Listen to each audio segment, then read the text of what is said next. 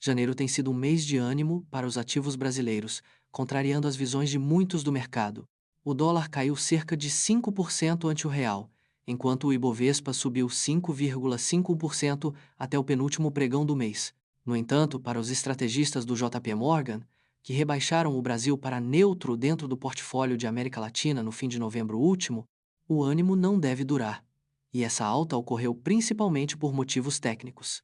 Costumamos afirmar que os ciclos brasileiros estão se tornando mais breves e que não devem permanecer por muito tempo. Desde que rebaixamos as ações do Brasil, os ativos caíram 5%, enquanto o México subiu 5%. Isso ocorre apesar do fato de que o Brasil está entre os melhores mercados do mundo até o momento, com o real também se destacando, responsável por 60% da valorização do MSCI Brasil. Na verdade, ao olhar para os índices locais, o Brasil está em paridade com o México até agora, e abaixo do Chile e da Colômbia.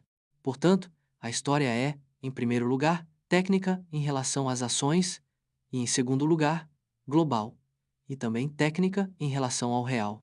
Acreditamos que já vimos o melhor deste rally, e não devemos segui-lo. Para eles, o real, na casa dos R$ 5,85, é negociado atualmente próximo ao valor justo, enquanto a equipe de câmbio do banco não vê ganhos substanciais sem notícias positivas no cenário local.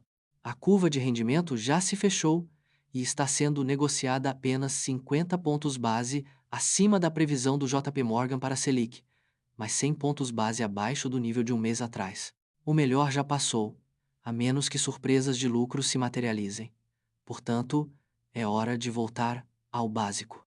A história é principalmente técnica, tanto por Estados Unidos quanto China. Os estrategistas ressaltam que o dólar ultrapassou o limite de alta em dezembro, ficando próximo aos R$ 6,20, e a novidade então foi a ação rápida do Banco Central, tanto na frente de intervenção quanto no retorno da orientação da política monetária, com aumentos de 2 vezes de 100 pontos base na Selic nas reuniões de janeiro e março. A equipe de câmbio vê o valor justo do real entre R$ 5,90 e R$ 6. O banco ressalta que o posicionamento do mercado em Brasil segue extremamente leve, com a alocação de ativos de consenso de emergentes, mostrando um declínio de 25% nas posições overweight, ou exposição acima da média do mercado de setembro a novembro, e houve saídas estrangeiras de 32 bilhões de reais no B3 em 2024. Além disso, o Brasil viu saídas de capital de 12,6 bilhões de dólares em dezembro, tornando-se o pior mês da história. As posições vendidas no B3 caíram 9,5% em relação ao pico em dezembro, que foi próximo ao pico do ano, e estão na média observada em 2024. Individualmente, há muitas ações que ainda têm um alto interesse vendido, mas o mercado em geral foi corrigido. Também houve cobertura em posições vendidas em taxas locais após a reunião do Copom, que foi considerado dovish, ou brando, indicando que o ciclo de alta de juros pode terminar antes do que esperado, ao contrário das expectativas. O banco ressalta que as avaliações continuam atraentes, com o Brasil sendo negociado a um múltiplo de preço sobre lucro de 7,8 vezes para 12 meses, o que é um desconto de 35% para os emergentes, que por si só tem um desconto de 39% para os Estados Unidos.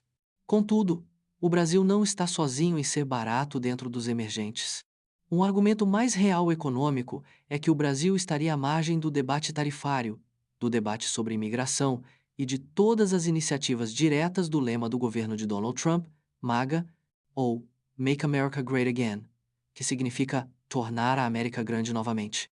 O banco ressalta que houve uma manchete específica sobre o Brasil que surgiu, uma vez que empresas siderúrgicas nos Estados Unidos entraram com uma petição para tarifas mais altas para aço plano não corrosivo de 10 países, incluindo o Brasil. Nenhuma das empresas brasileiras listadas está exposta a isso, de acordo com o analista do setor. Contudo, vale destacar, nesta sexta, Trump advertiu os países membros do BRICS para que não substituam o dólar norte-americano como moeda de reserva, repetindo uma ameaça de 100% de tarifas que ele havia feito semanas depois de vencer as eleições presidenciais de novembro. Enquanto isso, os estrategistas ressaltam o efeito DeepSeek, com a queda do Nasdaq e a promoção da dispersão do tema da inteligência artificial, ampliando o número de setores e mercados que devem ter desempenho superior. Portanto, também pode servir para reavivar algum interesse nos emergentes.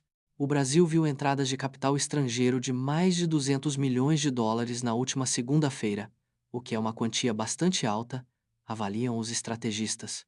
Isso ainda está longe de ser uma tendência, e nossos estrategistas globais continuam a pensar que o excepcionalismo dos Estados Unidos permanece intacto, mas esta é uma história que vale a pena acompanhar. Desafios permanecem. Enquanto isso, os desafios locais importantes no Brasil permanecem, ainda com desafios inflacionários, enquanto o crescimento da economia deve desacelerar, a menos que o Brasil resista a taxas reais próximas a 2 dígitos. Esta semana, nossos economistas mantiveram sua previsão de crescimento para 2025 em 2,2%, mas com uma alta contribuição do agro no primeiro semestre e uma desaceleração mais acentuada no segundo semestre devido ao impacto restritivo da política monetária. Já as preocupações fiscais permanecem, e as manchetes